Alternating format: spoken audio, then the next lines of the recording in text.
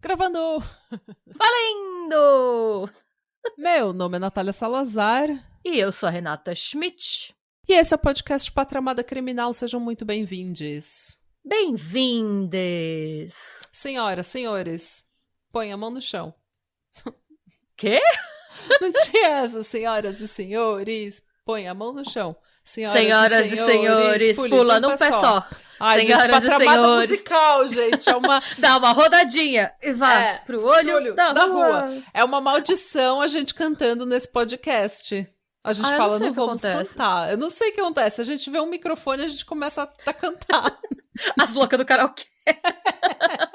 E o pior de tudo é que a gente não sabe cantar. E a gente não planejou. Não sei de onde você tirou essa música. Eu cantava isso pulando corda. Sim. É que às vezes eu falo senhoras e senhores nesse podcast, daí eu sempre penso, senhoras e senhores, põe a mão no chão.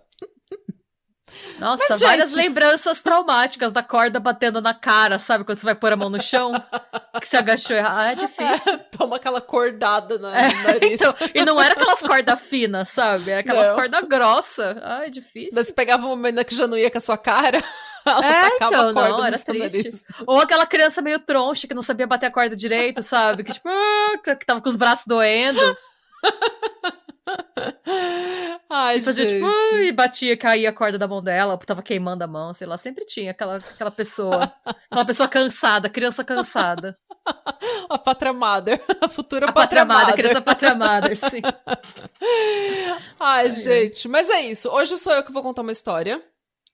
Peraí, rápidos recados. Primeiro, jovens, precisamos de mais reviews bacaninhas no Spotify, se vocês puderem nos ajudar, nos dar essa ajuda. Gente, por gentileza, vai lá dar uns 5 estrelas pra gente. A gente não pede com muita frequência. A gente teve um probleminha. Quando abriu pra darem reviews no Spotify, teve muita gente que veio achando que a gente era um podcast de direita /bolsonarista e viram que a gente não era e não gostaram. A gente chegou a tomar uma estrela de uma pessoa que chamava Cocô do Mato. Eu vi isso do Cocô Nossa, do Mato. foi horrível. Nossa, ele ainda veio falar merda, o Cocô do Mato. Ele foi no iTunes também falar merda. Porque a gente falava muito de política. A pessoa chama Cocô do Mato, gente. Tipo, se enxerga na sua vida, sabe? Na sua insignificância de ser um Cocô do Mato. E assim, surpreendendo zero pessoas, era um Cocô no Mato bolsonarista. Óbvio que é. Porque ele não gostou da nossa opinião política, então vieram umas pessoas assim, e elas meio que estragaram o nosso rating. A gente tá tentando, né, minimizar essa questão do nome, das pessoas estranharem o nome, e confundirem a gente com o que a gente não é, mas a gente pegou essa rebordosa. Então, se puderem nos ajudar, a gente agradece. Por gentileza, gente. Por gentileza. Sim. E o outro... Eu tô rindo do Cocô do Mato, hein? Mas enfim.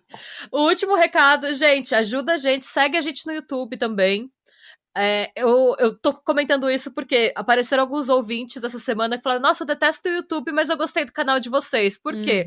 Você pode dar play nos nossos vídeos e só escutar. Você não precisa ver como se fosse um vídeo do YouTube. Obviamente, se você quiser assistir, vai ter as imagens e você vai poder ver a gente falando, mas se você não gosta de ficar olhando pra tela, você pode só dar o play, você vai entender a história do mesmo jeito, é como se fosse um episódio, só que mais curtinho, com imagens. Então, dá essa força pra gente, porque a nossa audiência é muito menor no YouTube do que é no Pod. É muito menor, é tipo menos de 1/3, gente. Então, tem muito mais ouvinte do que tem YouTuber. Então, vai lá dar uma força pra gente, se inscreve no canal, dá uns views pra gente, sabe? Coloca lá na sua playlist e vai andar, sabe? Vai limpar a casa, vai fazer tudo isso, não precisa ficar vendo. Só é como se fosse um outro podcast. E tem muita gente também que não sabe, gente, mas são episódios completamente diferentes dos que saem aqui no podcast. Então, o podcast, na realidade, tem 2 episódios por semana, um no YouTube e um aqui.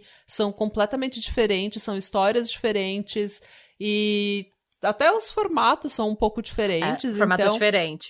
Então vai lá, sabe? Poxa, dá uma força.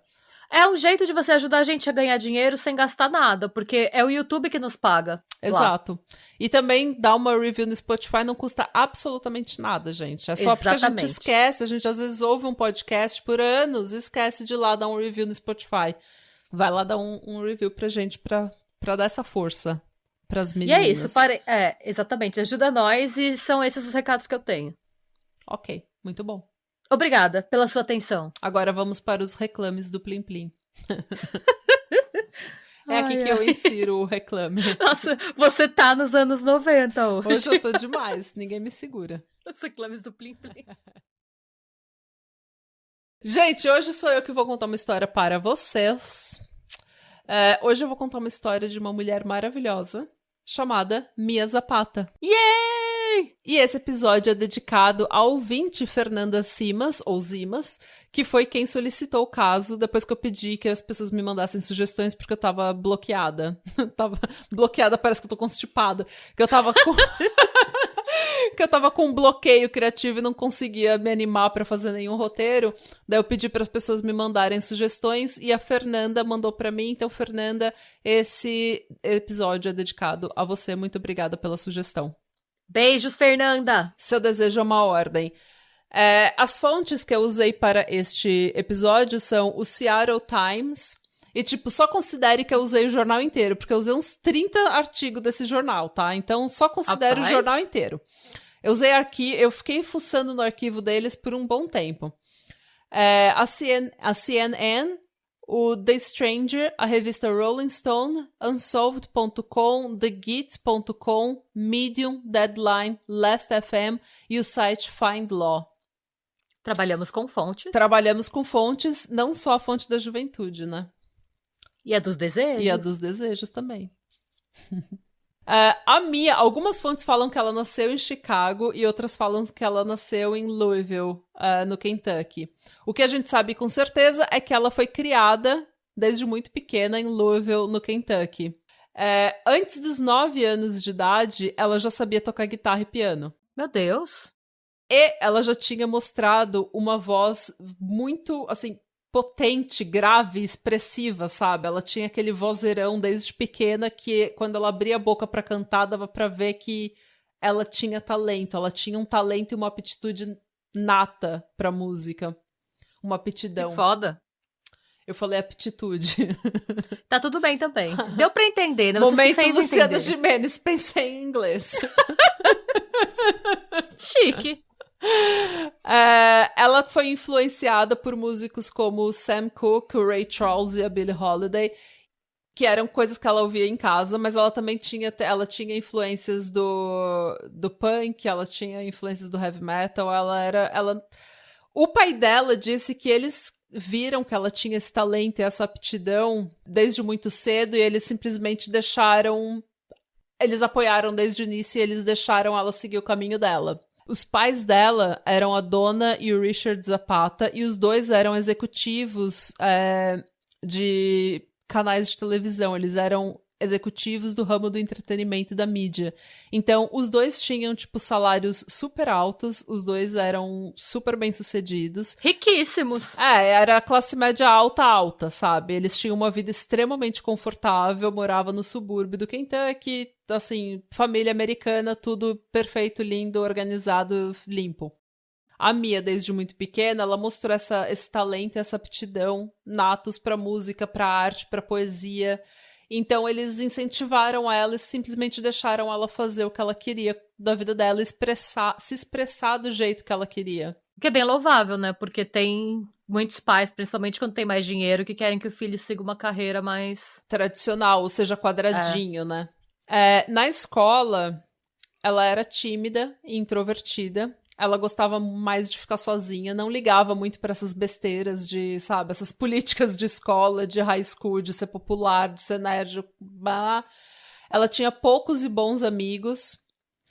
E mesmo tendo poucos e bons amigos que estavam sempre com ela, eles falavam que ela gostava muito de ficar sozinha. Mesmo que ela tivesse, assim, os amigos por perto, ela gostava de simplesmente ficar, desenhando, escrevendo poesia ou ouvindo música na dela. Ela tava sempre com o Walkman ouvindo música. Mas, desde cedo, ela se mostrou afrontosa.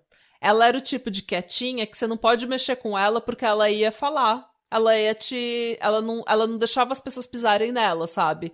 E se ela visse injustiça, ela confrontava a pessoa.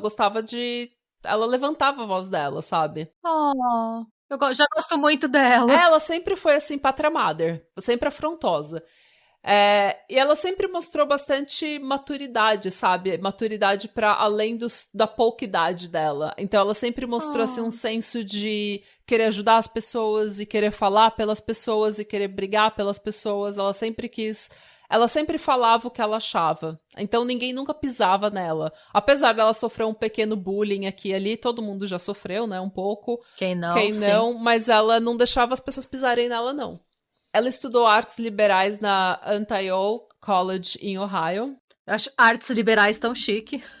É uma coisa de gente rica, né, estudar isso. É coisa de gente rica. E foi na faculdade, em Ohio, que ela e 3 amigos formaram uma banda de punk chamada The Gits, que é um nome que eles tiraram de um skit do Monty Python.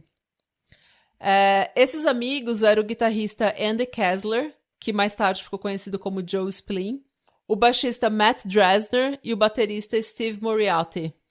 Em 1989, eles se mudaram para Seattle. Por quê? Porque em Seattle, nessa época, tava, a cidade inteira tava borbulhando talento. O grunge tava nascendo em Seattle, mas também, várias bandas de punk, hardcore, bandas underground estavam fervendo em Seattle. Então, se você quisesse produzir música independente, quisesse produzir música, não uma música comercial, mas uma música grunge, uma música, arte, sabe? Você ia pra Seattle. Então, os 4 se mudaram pra Seattle, onde, aparentemente, eles alugaram uma casa que estava abandonada, uma casa podre, que eles chamavam de Rat House. A casa dos ratos. Mas era o que tava todo mundo fazendo. Eu fico imaginando como deve ser incrível você ser jovem nessa época. Nossa. E você ir, da casa deles pra casa que o Nirvana ficava, pra, a casa que o Soundgarden ficava, sabe? Pois é. Passando pelo Pearl Jam, né? Não, e assim, o legal dessa época, de você ser músico ou ser artista em Seattle nessa época, o legal era ser o underground, era ter o struggle, era, sabe, você passar perrengue mesmo e fazer o seu caminho sozinho, independente. Eu acho que Seattle pros anos 90 era a Londres dos anos 70. Sim. Sim, ou aquela coisa a Factory do Andy Warhol, sabe? Que só tinha artistas e tudo mais. Eu acho que era essa vibe, mas melhor e menos bosta. Menos abusiva. Mais vibes. A Mia foi a primeira do grupo a conseguir um emprego. Ela começou muito rapidamente a trabalhar num dive bar. Dive bar é um boteco, tá, gente? É aquele bar que é uísque, cerveja, um placar de neon e talvez uma música. Sinuca, às vezes também. Uma sinuca. Um banheiro podre. Ou seja, é o que no Brasil a gente conhece como boteco. O boteco. Né? Você não vai lá pra você não vai lá pra tomar um coquetel glamuroso, fancy, socializar. Você não vai achar um Cosmopolitan lá. Não é Sex and the City. Você vai pra lá pra tomar um uísque, um rabo de galo, uma cerveja e talvez ouvir uma música, se estiver funcionando. Mas porque ela trabalhava no bar, ela e os amigos conseguiam pelo menos comer uma coisinha de vez em quando. Eles comiam de graça no bar. Aquele bolovo que ficou uma semana. Aquele bolovo que ninguém quis, sabe? Aquele bolovo duvidoso. Aquela salsicha que fica, sabe, mexendo assim, que fica rodando. Pior, aquela salsicha em conserva, sabe? Que fica num pote. Aquele ovo de codorna em conserva. Ovo de codorna, assim. Saudade de um boteco, né, minha filha? Gente. Ai, gente, que saudade. O bar também era próximo de um hospital psiquiátrico. Eita! O que fazia da clientela um tanto quanto especial. Às vezes acontecia de ter uma pessoa diferenciada no bar. Só que ela adorava isso. A Mia adorava, porque pra ela falava, eu era paga pra ouvir o problema dos outros. E eu adorava isso. Por quê? Porque pra ela adorava conhecer gente. Ela tinha um senso de humor maravilhoso, então ela adorava trocar ideia, contar piada, fazer as pessoas rirem. Mas ela gostava também de ouvir os problemas das pessoas, porque ela gostava de saber a essência das pessoas. Ela gostava de saber a emoção das pessoas. Ela queria conhecer quem as pessoas eram de verdade, sabe? E eu acho isso tão, assim, uma coisa tão artista, sabe? Tão poética, que ela queria realmente... Ela gostava de falar com a galera. A galera, às vezes, meio doida, ela gostava de falar e queria saber da história da pessoa, sabe? Pelo que você tá me contando, ela devia ser aquela pessoa que é imã de doido. Sabe aquela pessoa que os doidinhos tudo quer conversar com ela? Sim, eu sou essa pessoa. É mesmo? É impressionante. Segundo o jornalista Peter Sheehy, ela era o centro de vários círculos sociais. Ela era uma personalidade extremamente magnética que atraía pessoas de todos os tipos, pessoas que não se conheceriam se não fossem por ela. Então era tipo, ela conhecia o advogado e a pessoa em situação de rua. E daí o advogado conhecia a pessoa em situação de rua porque conheceu pela Mia, sabe? Ela era a cola ali de vários centros, de vários círculos sociais. Oh. E, apesar dela ter vindo de uma família de classe média alta, ela não tava nem aí pra essa vida. Ela não queria fazer uma carreira e ter um status na sociedade, ter uma vida perfeita, quadrada, A4, sabe? Tipo, ela queria fazer o que fazia ela feliz. Ela queria escrever música, ela queria cantar, ela queria tocar e ela queria... tipo, vibe com as pessoas. Ela queria conversar e conhecer as pessoas. Ela não queria ficar num escritório, ela não queria ficar numa faculdade, ela queria, tipo, fazer o que dava prazer pra ela. E, assim, as letras dela falavam muito de justiça social, muito anticonsumismo, antimaterialismo. E, assim, segundo a própria Mia, ela falava que pra ela... o que era importante era fazer letras que eram algo universal para todas as pessoas e com quem as pessoas pudessem se relacionar. Todo tipo de pessoa pudesse ouvir a música dela e se relacionar com aquela música. E ela falou que ter gente de todas as idades, que às vezes tinha o dobro da idade dela, se relacionando, né, identificando com a música dela, pra ela era o sinal de que ela estava fazendo alguma coisa certa, porque ela estava tocando gente de várias idades e de vários backgrounds. Que maravilhosa! Ela era sensacional. E os pais dela eram maravilhosos. Mesmo ele sendo essa pessoa quadradinha, executivo, classe média alta, status, sabe, jogar tênis no domingo. Ir para o country club. Sabe, mesmo ele sendo isso, e os irmãos dela também, ela tinha um irmão e uma irmã, os irmãos também eram meio, sabe, quadradinhos e tudo mais. Eles falavam, olha, a Mia é a Mia, ela... e tá tudo bem, a gente aceita a Mia, a gente ama a Mia, ela é super divertida, ela traz vida pra nossa vida, e é isso aí. Eles respeitavam a essência dela. Sim, eles não tentavam forçar ela a ser o que eles ela eram. Não era. O que ela não era, né? E segundo a Mary Pose, num artigo pro Seattle Times do dia 25 de agosto de 93, a família que estava no Kentucky, aguardava ansiosamente quando a Mia ia visitar. Porque eles queriam ver que cor que o cabelo dela tava, como que ela tava. E que histórias ela ia trazer do mundo. Exatamente, que histórias que ela ia trazer. E não só isso, as meninas, né, a mãe e a irmã, elas ficavam empolgadas porque elas tinham certeza que elas iam ter que fazer compras, porque a Mia não tinha nada apresentável pra usar nas festas da família, sabe? Porque ela era bem assim, ela usava, tipo, shorts e uma camisa de flanela por uma semana. Mas a família toda aguardava ansiosamente pra ver, nossa, o que será que a Mia tá fazendo? Tipo, não era uma coisa, lá vem a Mia, sabe? Tipo, era uma família extremamente unida. E segundo o pai dela, abre aspas, ela vivia em 2 mundos diferentes, 2 lados diferentes da mesma rua. De um lado, a família de classe média alta, escolas privadas e aulas de tênis. Mas quando ela cruzava a rua, bens materiais não significavam nada para ela. E ele ainda fala, o caminho da juventude não é fácil. A sociedade é rápida em julgá-los pela aparência e não pelo caráter.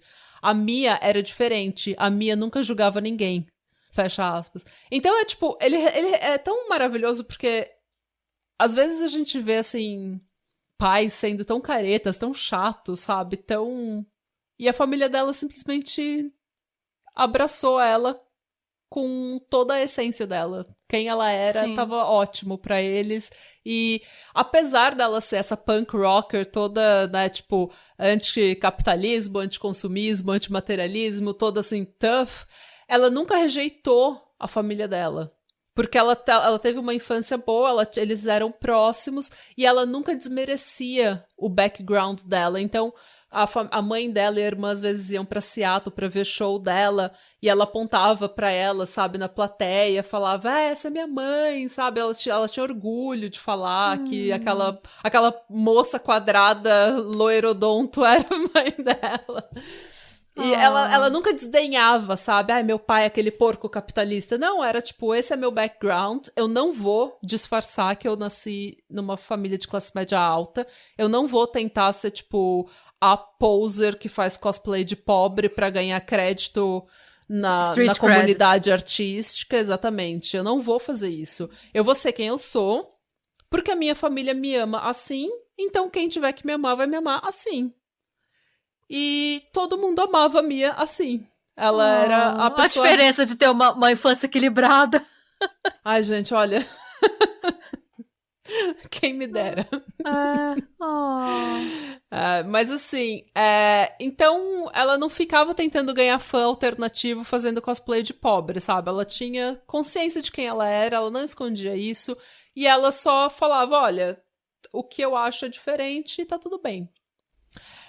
Tenho, inclusive, uma história nesse mesmo artigo que eu citei da Mary Post para o Seattle Times, em que a Mia, que já era uma punk rocker, que já estava fazendo um sucesso relativo ali na cena de Seattle, ela era, tipo... Eles falam que ela era uma musician's musician, que era, tipo, ela não tinha estourado nacionalmente ainda, a banda não tinha estourado nacionalmente, mas todo mundo que era músico em Seattle era fã da banda.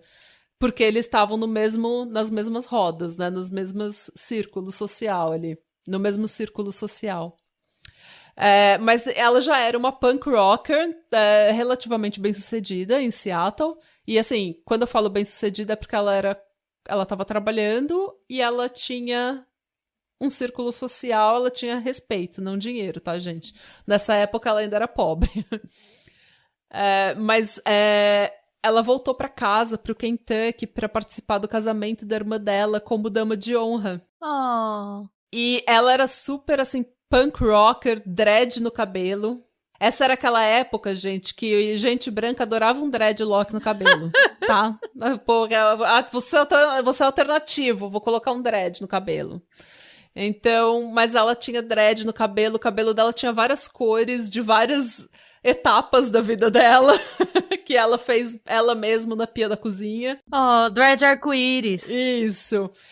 Ela, assim, super punk rocker, ela foi pro casamento da irmã dela, com a maior boa vontade, ela foi ser dama de honra, ela vestiu um vestido de designer longo, branco, foi no cabeleireiro, fez cachinho no cabelo, colocou flores no cabelo. E a irmã dela, a Kristen, ela fala que eu sabia que ela não tava gostando daquilo, mas ela não falou um ai o casamento inteiro. Ela só participou, ela foi a melhor dama de honra, ela participou de tudo, ela se divertiu, porque ela sabia que aquele dia não era sobre ela, era sobre a irmã dela. Então, não interessava que ela tinha que usar um vestido branco que não era o estilo dela. Ela ia usar o vestido branco porque a irmã dela estava casando e esse era entre aspas, o uniforme dela. Ela estava lá pela irmã dela, sabe? E daí a irmã dela fala que quando o casamento acabou, né? Ela imaginou que o vestido branco que a Mia usou ia acabar num closet na casa dela sem nunca mais ver a luz do dia. Ia acabar numa caixa do sótão em algum lugar. Pegando bolor. Pois é, mas não. A Mia enrolou o vestido e levou com ela pra Seattle. Porque, tipo, pra guardar de recordação do casamento. E ela também levou o buquê de flores da irmã pra guardar de recordação do casamento. Levou, assim, no avião. Ela era uma alternativa com um coração fofinho. Sim.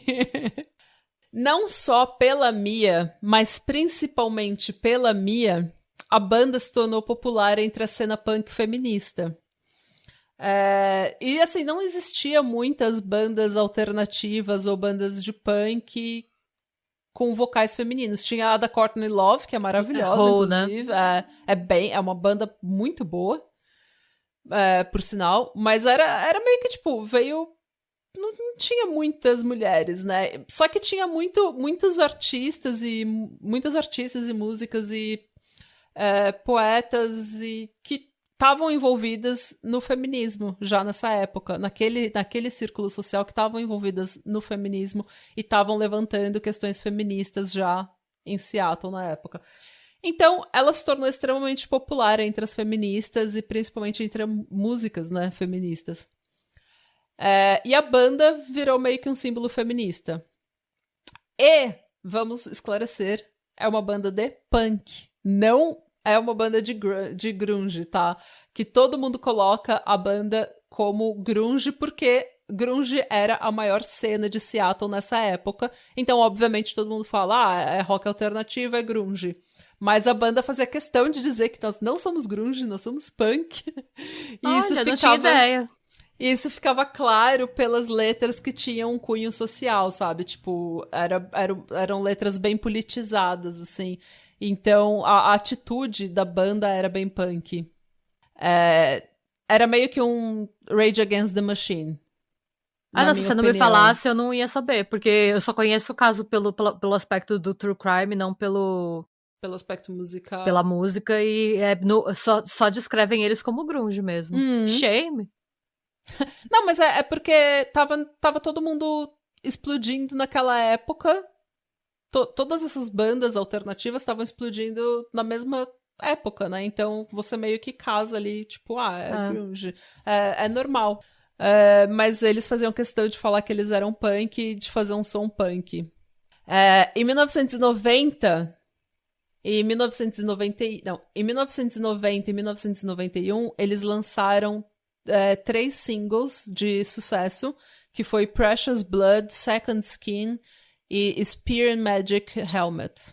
Em 90, inclusive, eles já tinham feito uma turnê internacional em pequenos clubes e bares sem ter uma gravadora. Tipo, eles fizeram total independente, na raça, sem ter apoio nenhum. E foi uma turnê bem sucedida. Eles, tipo, ganharam um status, um respeito e uma audiência muito grande. E, assim, eles falam que quando ela tava com o microfone na mão, tipo, ela se transformava completamente. Segundo o pai dela, era quando ela realmente ganhava vida, sabe? Quando ela vivia.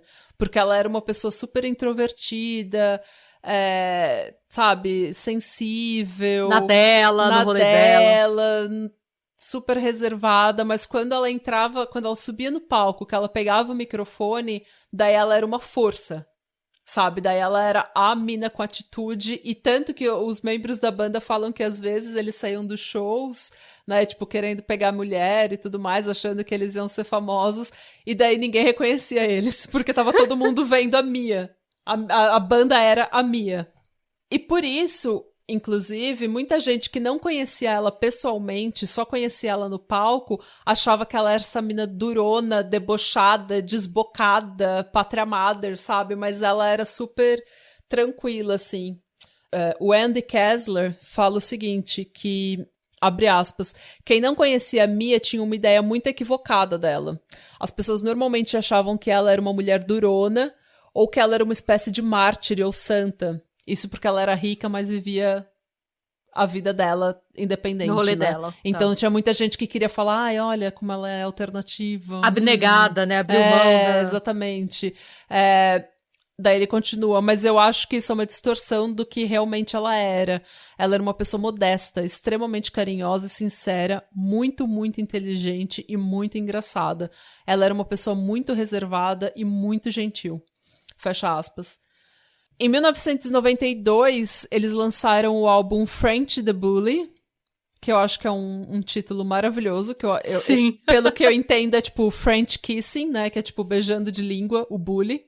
French in the Bully, E eles começaram a ganhar espaço e reputação na cena punk e grunge de Seattle. Como eu falei, eles estavam eles estavam, tipo, up and coming, sabe? Eles estavam ganhando um público muito fiel. Em 1993, eles tinham marcado uma turnê pela Europa.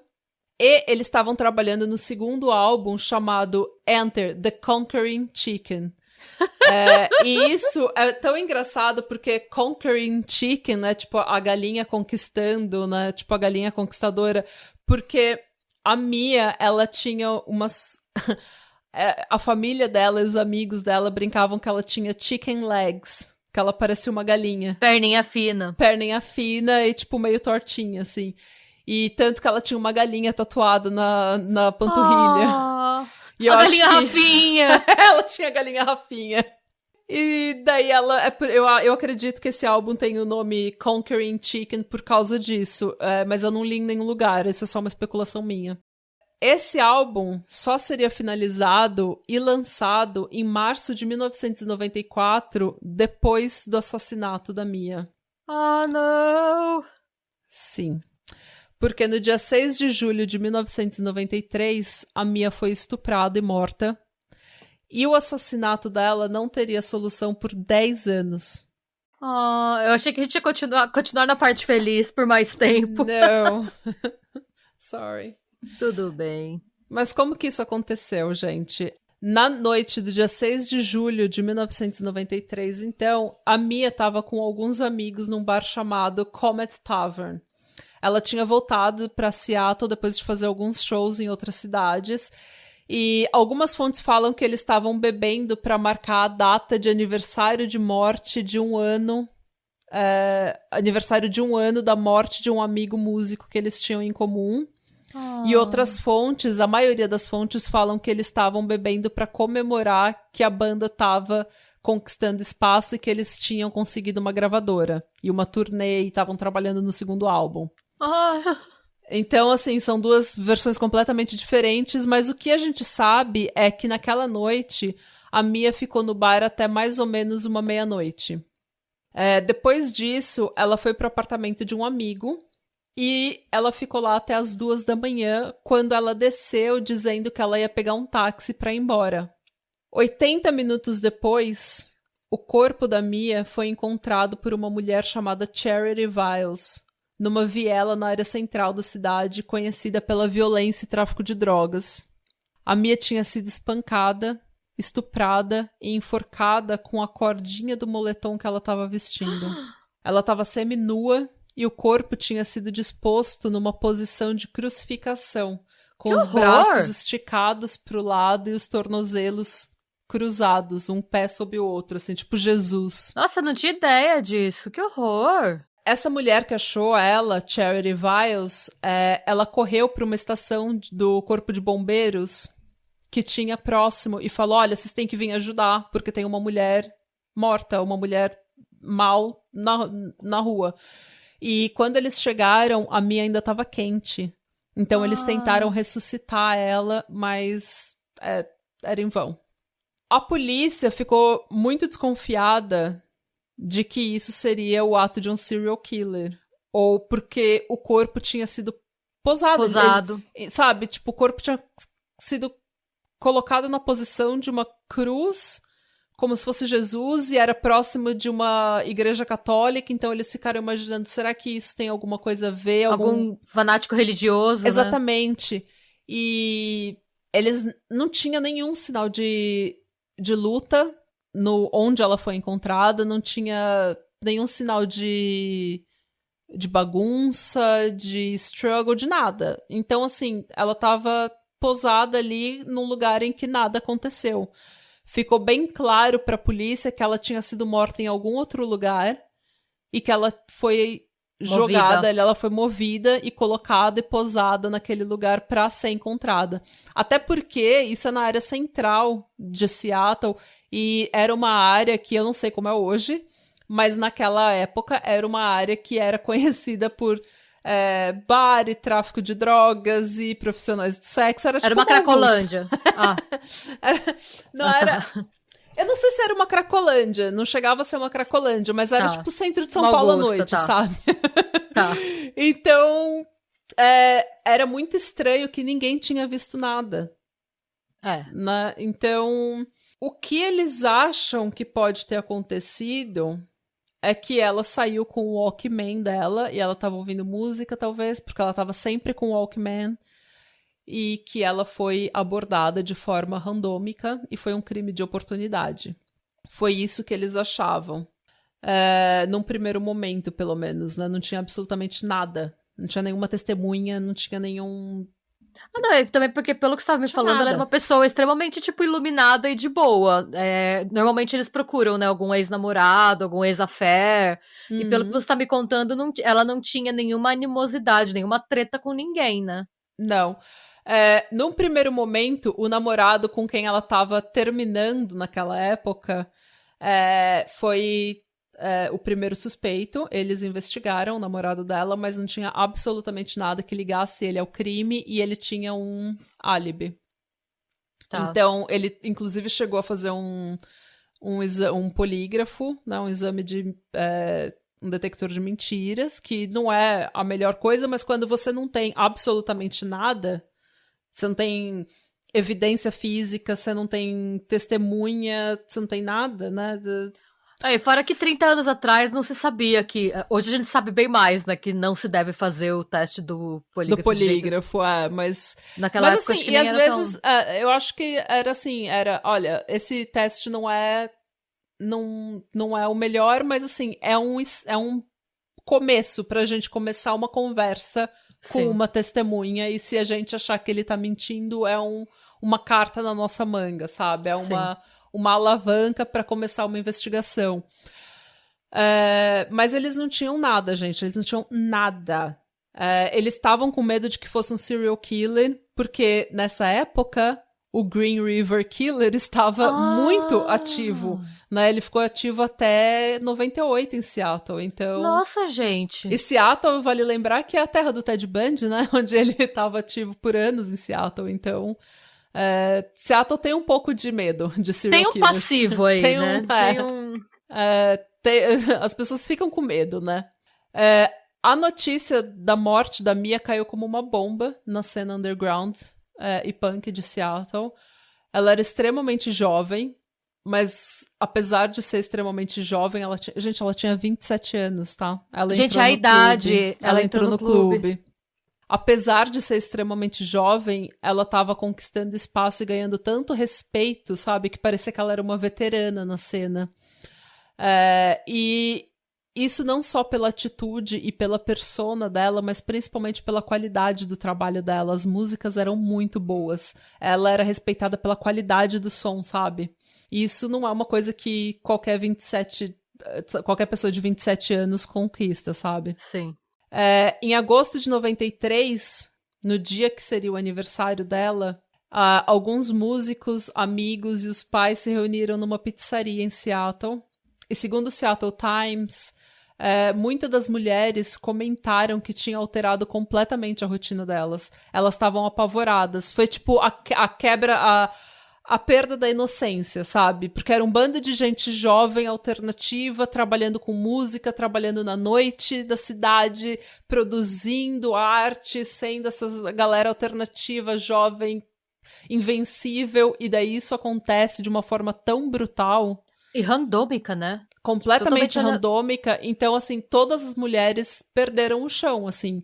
Elas não sabiam o que fazer. E assim, gente, para vocês terem noção da brutalidade do assassinato dela, eles mencionam que, tipo, mesmo que ela não fosse estrangulada, só o dano que tinha sido feito nos órgãos internos dela seria o suficiente para ter matado ela. Nossa, gente, que horror. Então ela foi espancada. Ela foi brutalizada, sabe?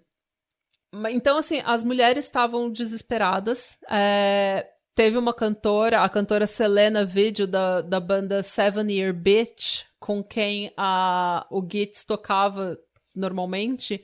Ela falou que ela não tinha ficado sozinha at all. Tipo, ela não tinha ficado 1 minuto sozinha desde que a Mia tinha morrido. Isso era o quê? Mais de um mês depois, sabe? Ela não tinha ficado sozinha ainda, ela não conseguia. Não, eu imagino porque também tinha muita gente naquela época que tava, tipo, que morava, tipo, em casa abandonada, né? Que você só invadia a casa abandonada e fazia, tipo, principalmente as Como, por bandas exemplo, punk. eles, né? O rat house deles, que eles Sim, moravam. então eu entendo total a necessidade de você, tipo, dependendo da condição que você mora e da facilidade de alguém invadir o lugar em que você tá morando, eu entendo completamente você não querer ficar sozinha. Sim, ela não ficou sozinha um minuto. Ela falou assim, tipo, e as mulheres não andavam mais sozinhas, elas não iam beber sozinhas, elas não voltavam para casa sozinhas, elas não faziam mais nada, assim. E até os homens ficaram completamente inseguros, porque não sabiam quem tinha feito isso. Então, quem que foi? Foi um fã fanático? Foi um serial killer? Foi alguém que tá no bar comigo hoje? Nossa, pode crer, né? Você não sabe. Eu tô tomando cerveja com um fã da banda. Foi esse cara que fez isso com a minha amiga? E você tá num show, é aquele cara que tá ali no canto. É aquele cara estranho, sabe? Que tá no show, que tá olhando diferente pra mulher tal. Então, os homens também ficaram meio paranoicos. Eles, tipo, eles não sabiam o que tava acontecendo, eles ficaram perdidos, assim, né? Mas, assim, se esse episódio se você tiver que tirar qualquer tipo de lição desse episódio, ache amigos como os da Mia. Ah. Cultive amizade como a Mia cultivou, porque ela conseguiu amigos sensacionais. Por quê? Normalmente, a Mia era muito, assim, ela protegia a privacidade dela demais, então ela era muito reservada e ela tinha duas personas, a persona pública dela no palco e a persona privada, quem ela era em casa. E ela não deixava a vida pública dela entrar na vida pessoal dela. Realmente ela protegia muito a privacidade dela. E isso foi algo que os amigos dela tentaram fazer, continuar protegendo a privacidade dela, quem ela era, depois da morte dela. Porém, eles ficaram com medo que essa morte, a morte da Mia, fosse ser considerada, tipo, quando você ouve, a Mia Zapata, vocalista do Gits, morreu e foi encontrada num alley, numa viela. Daí eles ficaram com medo de que eles fossem falar, tá vendo? Mais uma punk rocker que morreu de overdose e acordou, sim, sabe? Que, tipo, morreu numa viela de Seattle de overdose. Porque ela era uma drogada, como essa gente toda, essa drogada. Aí vale lembrar que, gente, anos 90 em Seattle foi o ápice da epidemia de heroína, né? Uhum. Então tinha muita gente sendo encontrada em vielas com a agulha literalmente no braço, né?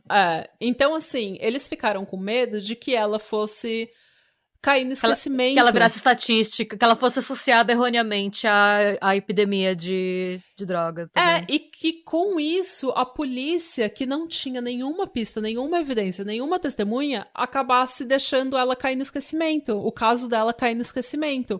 E eles estavam determinados a não deixar isso acontecer. E é por isso que eu tô falando, cultive amizades como a Mia cultivou, ache amigos como os amigos da Mia, porque eles lutaram e lutam até hoje para que nada disso caia no esquecimento. Oh. Então, mesmo protegendo a privacidade dela, protegendo a imagem dela, eles organizaram cerimônias de homenagem, eles espalharam flyers por Seattle inteira, falando, né, da morte dela e que eles estavam precisando de pistas e que era para ligar para a polícia.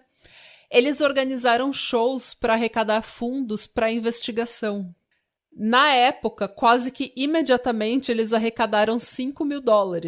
Que se você pensar, gente, tendo em conta que, primeiro, faz 30 anos, então $5 mil naquela época era bem mais dinheiro do que é hoje. E depois, que era uma galera que não tinha muita grana. Era uma galera tudo fodida. Então, assim, é bastante louvável, tá? É louvável mesmo. Quase que imediatamente, eles arrecadaram $5 mil, que foram usados para oferecer uma recompensa por informações, e 2, para contratar uma detetive particular para investigar a morte da Mia. Ao todo, porque eles não pararam, tá, gente? Isso foi o que eles arrecadaram imediatamente, mas ao todo, eles conseguiram arrecadar mais de $70 mil. Uou! E eles contrataram essa detetive particular, que chama Lee Horney, uma coisa assim. Horney. Eu não falei nada, que eu pensei, Renata. Que chama Lee Hurney, uma coisa assim. Eles contrataram ela por 3 anos pra ela É muito investigar. tempo. A gente, normalmente, detetive particular cobra por hora. Foi É. muito dinheiro.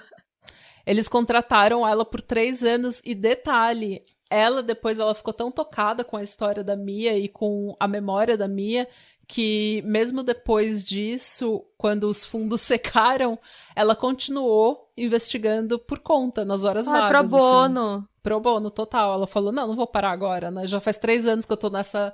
É o tipo de coisa que eu faria. Vou continuar porque estou cismada. Tô com ranço agora Tô eu com quero. Exatamente. Agora, cismei. E por que eles fizeram isso? Por que eles contrataram um detetive particular? Por que eles estavam tão determinados em contratar um detetive particular e levantar fundos para investigação, gente? Porque a polícia de Seattle estava fazendo o possível para resolver o caso, mas eles não só tinham pouca evidência e nenhuma testemunha. Aquele verão foi um dos piores em Seattle. A Mia era a vítima 33 daquele ano. Nossa! Como eu falei, o Green River Killer estava ativo na região e, assim, foi uma onda de homicídios gigante naquele verão. Então, a polícia estava extremamente sobrecarregada. E, assim, daí difere um pouco também, tá? Algumas fontes falam que a polícia se focou nos estranhos, outras fontes falam que eles se focaram primeiro no círculo social dela. O que a gente sabe? O que a gente sabe com certeza é que tanto amigos quanto a polícia, eles tinham 3 teorias. Ou foi uma pessoa completamente randômica, tipo, ela chegou, ela saiu com o Walkman dela e ela foi abordada na rua. Ou ela entrou num táxi, porque ela falou que ela ia pegar um táxi, ela não dirigia, ela não tinha carteira de motorista, então ela estava sempre pegando táxi. Ela falou que ela ia pegar um táxi, de repente ela pegou um táxi, brigou com o motorista e ele fez alguma coisa com ela. Ou ela, ao invés de pegar o táxi, ela foi numa outra direção pra a casa de uma outra amiga, ou pra casa do namorado, e ela foi abordada nesse meio tempo. Uma outra teoria diz que ela nunca deixou o prédio da amiga, da casa da primeira amiga que ela visitou, porque esse apartamento, entre aspas, era no mesmo prédio que o lugar em que eles usavam para ensaiar e gravar. Tá. Então, e o microfone da Mia, que ela nunca deixava para trás, tava lá. Então eles imaginam que ao invés de descer para pegar o táxi, ela tenha sido abordada ainda no prédio. Tá. Porque o microfone dela não tava com ela não pegou as coisas dela. Tipo, as coisas dela continuavam no estúdio, entre aspas, né? No local onde eles ensaiavam. Pensando assim, na selvageria, né, na brutalidade da cena, eu imagino que e no intervalo, que foi 80 minutos, né, que você falou. 80 minutos. É uma pessoa que, no mínimo, já. Eu imaginaria, né? Eu não lembro. Eu conheço o caso muito por cima, mas você imagina que é alguém que já matou antes, né? Porque o tempo hábil de você fazer tudo isso e ainda posar o corpo, normalmente, pelo que a gente conhece, né, das nossas pesquisas de outros casos e tal, você matar a pessoa e ainda posar o corpo em uma outra localidade exige um certo nível de sofisticação, entre aspas, por parte do autor, né? De organização. Sim. Eu imagino que não seja o primeiro, porque eu acho que, tipo, ninguém começa posando o corpo. Exato. E mexendo de lugar, né? Não fica onde você. E não deixando nenhuma evidência, sabe? Tipo, pouquíssima evidência. Você matar a pessoa com um adereço dela, uma coisa que ela tinha, né? Um cordão de moletom. E também, tipo, a calcinha e o sutiã dela estavam no bolso dela. No bolso do moletom dela. Tá, então ele teve o tempo até de mexer nisso. De mexer nisso. E tinha uma parte do sutiã dela que estava faltando. E eles imaginavam que isso pudesse ser um troféu. Tá, então... mas então, a gente real não sabe o que aconteceu. Eles não tinham ideia. Tudo isso são teorias. Como eu falei, teve o namorado dela, foi um suspeito. Teve um taxista que era aparentemente meio estranho ao redor de crianças. Que Eita. foi, sabe, é uma pessoa que costumava rondar as escolas vendo as meninas jogar futebol, uma coisa assim, sabe, tipo, ficar vendo O taxista creepy. Então, mas assim, nada disso deu em nada, porque eles tinham um álibi, ou eles não tinham absolutamente nenhuma ligação com a Mia, nem conheciam a Mia, então eles não sabiam. E por uma década, gente, foi isso que aconteceu. Assim, era pista que não dava em nada, teoria que não dava em nada. Uma outra coisa interessante que é, os amigos dela também criaram uma organização anti-violência que ensinava autodefesa. Nossa, chamada, que chique! Não é? Chamada Home Alive, que segundo o site deles, abre aspas, oferece cursos de autodefesa integrados a causas sociais, reconhecendo que a violência é frequentemente o resultado de abuso e opressão, fecha aspas. Nossa, tem tudo a ver com a bandeira feminista engajada. Social que ela tinha. Eles ensinavam autodefesa, artes marciais e várias, assim, dicas de como se defender e de como tá mais aware. Como que é? Mais... consciente, né? Seria. Mais consciente sobre o lugar que você tá e como que você pode se defender em diversas situações. Eles também organizaram vários shows para manter não só a investigação com fundos, né, a investigação da Mia patrocinada, mas também para levantar a conscientização do que tinha acontecido com ela e não deixá-la cair no esquecimento. Esses shows que eles organizavam contavam com a elite da música em Seattle, incluindo Pearl Jam, Soundgarden e Nirvana. Aliás, o show que o Nirvana fez pra Home Alive foi aparentemente uma das últimas aparições do Kurt antes dele morrer, também aos 27 anos, em abril de 94. Infelizmente, por falta de fundos, a Home Alive teve que fechar, né, encerrar as atividades em 2010, mas eles continuam mantendo alguns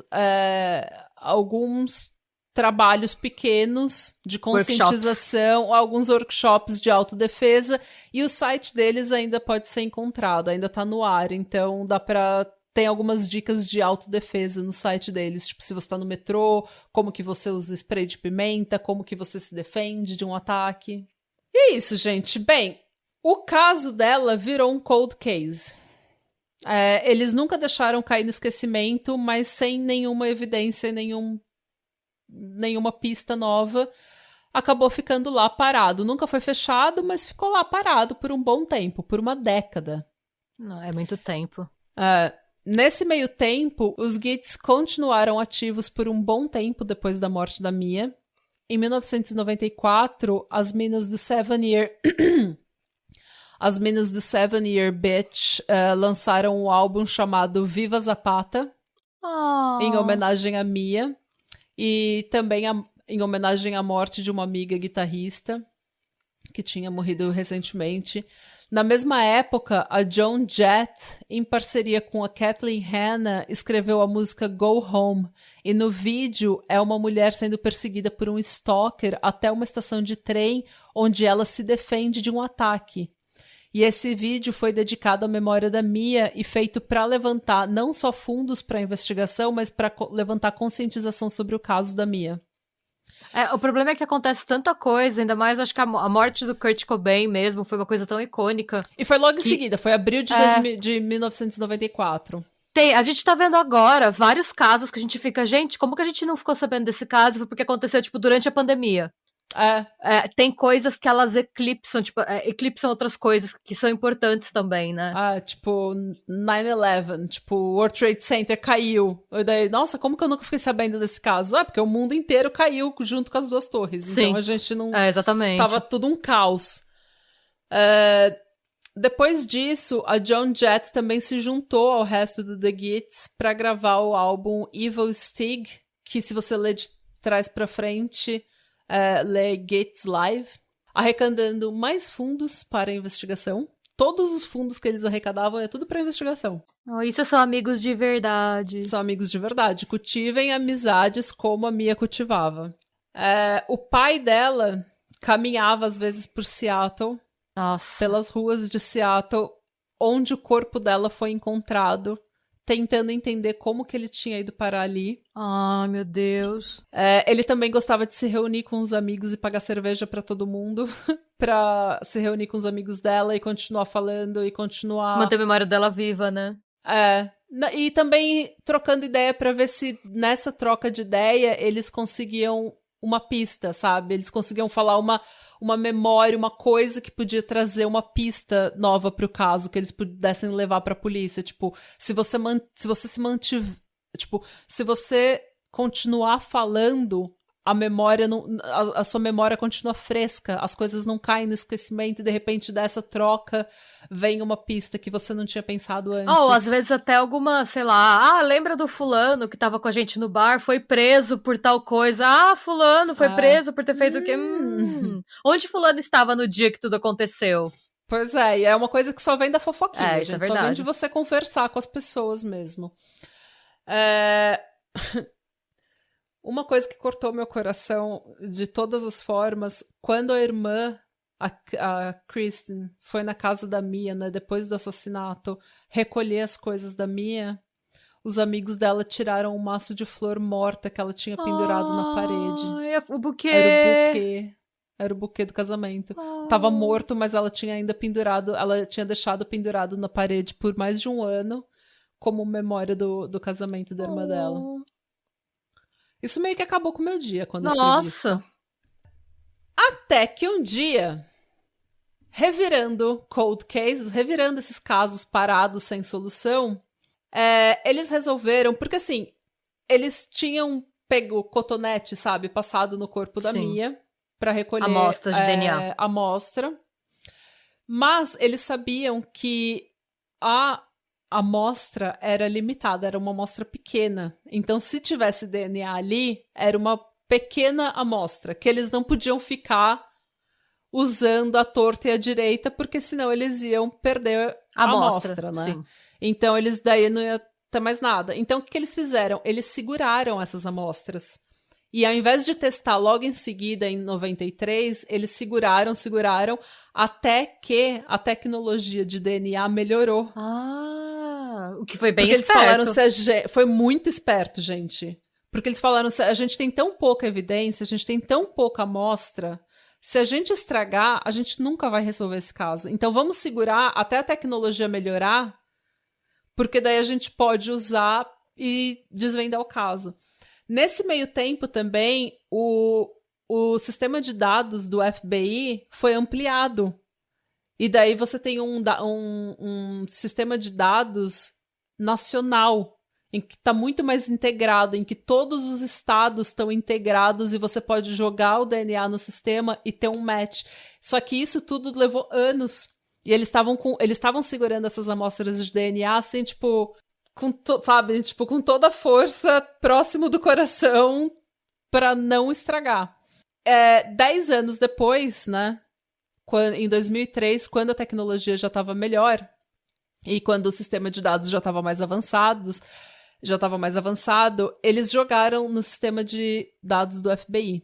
E num primeiro momento não deu nenhum match, mas teve aquela pessoa que ficou... vou achar você, e ficou jogando de tempos em tempos, ia lá e jogava no sistema pra ver, será que tem alguém novo aqui? De tempos em tempos a pessoa ficava interessada lá e curiosa e jogava de novo, até que 6 meses depois esse DNA deu match com um homem chamado Jesus Mesquia, que tinha sido preso na Flórida por roubo em 2002. E que, como parte da liberdade condicional, tinha que ceder amostras de saliva. Eita, por roubo? Por roubo. Total... Eu vou te falar por quê. Tá. Por quê? Porque em 2001 foi uma puta sorte. Porque antes era só assim, você coletava DNA de assassino, estuprador. Só que em 2001 a Flórida passou uma lei dizendo que crimes, entre aspas, menores... também, criminosos, entre aspas, menores, também tinham que ceder DNA.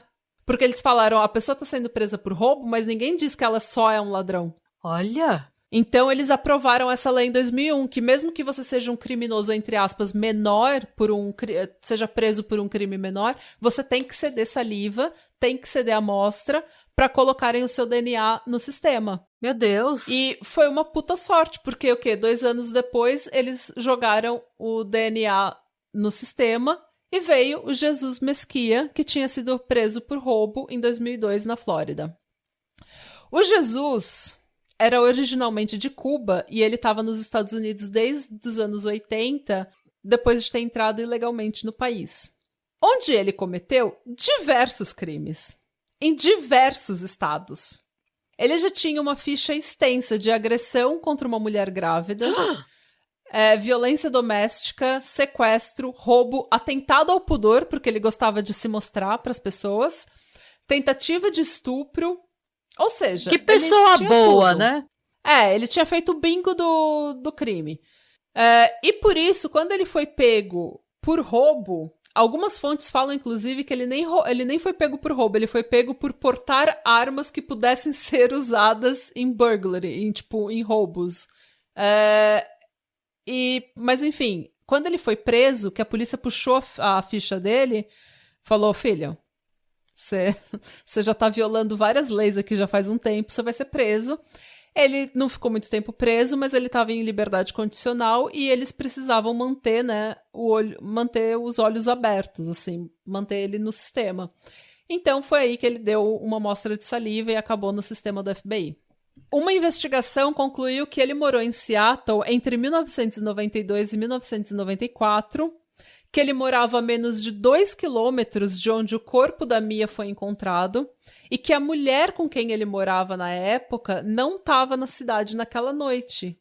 Ela era uma namorada, eles moravam juntos, mas ela tinha saído da cidade, ela tinha viajado nessa noite. Então, nessa noite, ele estava sozinho em casa. Essa namorada contou para a polícia que ela morria de medo dele porque ele tinha uns ataques de raiva e que ela queria distância dele. E que ela, inclusive, comprou um carro pra ele vazar da vida dela. Ela deu o carro pra ele, vai embora pega este carro. Embora. Nossa, gente. Eu pago pra não te ver mais. Foi isso que ela fez. E mais, 5 semanas depois da morte da Mia, uma mulher disse pra polícia, e isso eu não entendi direito, eu não entendi se essa história veio à tona antes, durante as investigações, ou se ela veio à tona depois, tá? Mas o que a gente sabe é que 5 semanas depois da morte da Mia, uma mulher disse que ela denunciou pra polícia um homem, porque ela tava voltando pra casa sozinha à noite, e um carro tava seguindo ela, seguindo ela devagar, assim, meio que encostando. Sim. E ela, achando que ele ia ou oferecer uma carona ou pedir direção, sabe? Perguntar onde que alguma coisa era. Ela parou e foi falar com a pessoa, foi falar com o cara. E o cara tava freneticamente se masturbando. Que horror! Mano. E ela denunciou. Ela falou que ela saiu de perto. Só que ela, esperta que ela era, ela anotou a placa do carro. E a placa do carro estava registrada a ninguém mais, ninguém menos que o Jesus Mesquia. Então, eu não entendi se essa história veio à frente, se essa história veio à tona antes ou depois. Eu penso que provavelmente, eu acho que ela deve, pensando, né, no que faria mais sentido, ela deve ter registrado na época, e quando deu o match no DNA, a polícia deve ter buscado evidências de que ele estava na região na noite do crime e achou essa denúncia. Porque também deve ser, imaginando em como Seattle estava nos anos 90, eu imagino tanto de denúncia que não devia entrar toda noite. É verdade, ficou completamente perdida lá durante anos e anos, e daí quando eles abriram a investigação, daí veio à tona, veja bem. Bom, gente, no dia 10 de janeiro de 2003, o Jesus Mesquia foi preso em Miami e em março de 2004 ele foi condenado a 36 anos de prisão pelo assassinato de 1º grau da Mia Zapata. Ele manteve a inocência dele, mas ninguém acreditou. A juíza disse que via razão para uma pena tão dura, 10 anos a mais do que o padrão para esse tipo de crime, por conta da violência sofrida pela vítima. Em 2005, porém, Essa sentença, por ser muito mais longa do que o padrão, foi revertida após a apelação da defesa. Segundo a corte que reverteu a sentença, a pena padrão seria de 18 a 28 anos e agravantes para uma pena maior deveriam ser aprovados pelo júri. Porém, a promotoria não deixou barato. A promotoria e também a pressão dos amigos e da família e da comunidade toda, né? A promotoria falou que a Mia era uma pessoa extraordinária, o crime foi extraordinário e, portanto, a pena deveria ser extraordinária. E eles continuaram lutando pela Mia e trouxeram à tona o fato de que o Jesus tinha, no julgamento, ele tinha abrido mão do direito de ter a aprovação do júri por alguma razão, ou vai saber que tipo de acordo que ele fez. Eu acho...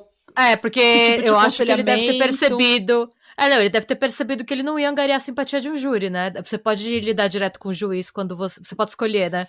Não ser julgado por um júri quando você acha que... Você pode escolher entre ser julgado por um júri ou o juiz te dar a sentença direto, né? Ele tinha abrido mão do direito dele de ter pelo menos a sentença aprovada pelo júri, ele tinha abrido mão disso. Então, a juíza Sharon Armstrong, da Suprema Corte do Estado, ela sentenciou ele novamente a 36 anos em 2009 e disse que a Mia era uma pessoa extraordinariamente vibrante e que ela era obviamente talentosa e que ela se sentia impressionada pela quantidade de vidas que a Mia tocou. Em 2021, ele morreu no hospital, sob custódia do Estado, aos 66 anos, e a causa da morte nunca foi divulgada. Mas assim, bye, Beth. Bye, Felícia. Tipo, e essa é a trágica história da Mia Zapata, gente. E em nenhum momento ele falou motivo, nada, foi só tava doidão. Ele falou que ele era inocente. Ele foi pro julgamento porque ele não se declarou culpado. Ele falou o tempo todo que ele era inocente. Mas o DNA dele está nela. Numa mordida no corpo dela. Então, assim... É isso, gente. O que quebra o coração é que quando ela foi assassinada, ela estava no estopim da carreira dela. A carreira dela estava acontecendo. Ela tinha conseguido o contrato com a gravadora, eles estavam fazendo turnê, eles estavam tendo todo respeito. E o pai dela disse ele não se lembra de ter visto a Mia tão feliz como ela estava nos últimos meses da vida dela. Não, dá uma dó absurda. E eu só queria terminar com alguns relatos sobre a Mia. Segundo o pai dela, ele fala: a Mia era o melhor da nossa família. Ela tinha uma total e completa consciência. Ela se importava com as pessoas. Ela via as pessoas em situação de rua, por exemplo, e ela dizia que aquilo não era justo e que aquilo não era culpa daquelas pessoas. Tipo, ela, desde pequena, ela já tinha consciência social. A Joan Jett fala que os Gits, de forma geral, eles estavam na trajetória certa para se tornar uma das melhores bandas de punk. Eles tinham ótimas músicas. A Mia tinha uma presença de palco maravilhosa e que o legado dela não deveria ser a morte dela, mas deveria ser a música forte e linda que ela estava produzindo sob a perspectiva de uma mulher. Os outros integrantes da banda, o Andy Kessler, o Matt Dresner e o Steve Moriarty, eles falam: a Mia era um ser humano extraordinário, ela era uma amiga extraordinária, ela era uma música, artista e poetisa extremamente talentosa, e ao invés de focar na morte dela, a gente quer lembrar ela pelo talento, pela amizade, pelo senso de humor, pela arte e pela música que ela deu pro mundo. E é isso. Nossa, amei a história dela, eu não conhecia nada da história dela. Ela é bem foda, né? Eu não conhecia, eu já conhecia a história, assim, tipo, muito por cima. Eu sabia que ela tinha sido assassinada, mas não sabia nada da história. E eu não conhecia a música dela. E agora eu tô apaixonada, passei o dia ouvindo, na verdade, a música dela. E sugiro, gente, pra quem gosta de punk, de hardcore, é um prato cheio. Nossa, gente, tadinha. E é um crime tão aleatório, né? Totalmente aleatório. Sem motivo. Essas coisas me deixam tão triste. Eu fico melancólica quando é uma coisa assim, totalmente aleatória, que Mano. É porque a gente começa a entender o quão a vida é frágil, né? Sim, nem tudo exatamente. tem sentido, nem tudo tem uma explicação, nem tudo tem um motivo. Às vezes as pessoas que você ama morrem de formas estúpidas, aleatórias, randômicas, que não tem sentido nenhum, que não tem explicação. E se as pessoas que você ama morrem assim, você também pode morrer. É um sentimento muito hopeless, né?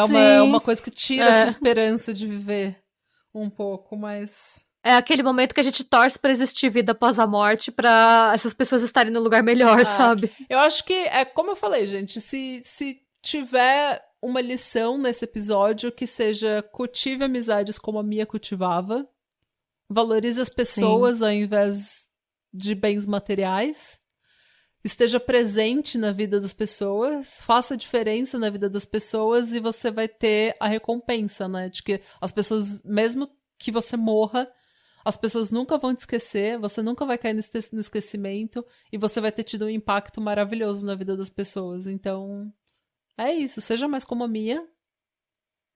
Sim. E Radepra. E boa semana. Começa a semana com essa bucha aí, galera. Deprimir a Schmidt. Isso, Lô. E Radepra. Tchau.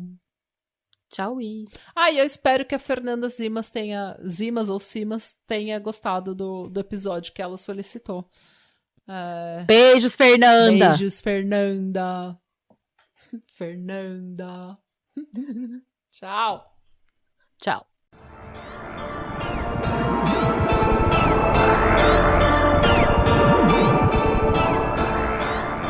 E se você gostou desse episódio e quer receber conteúdo exclusivo sem comerciais, vá até a Orelo para se tornar um apoiador do Pátria.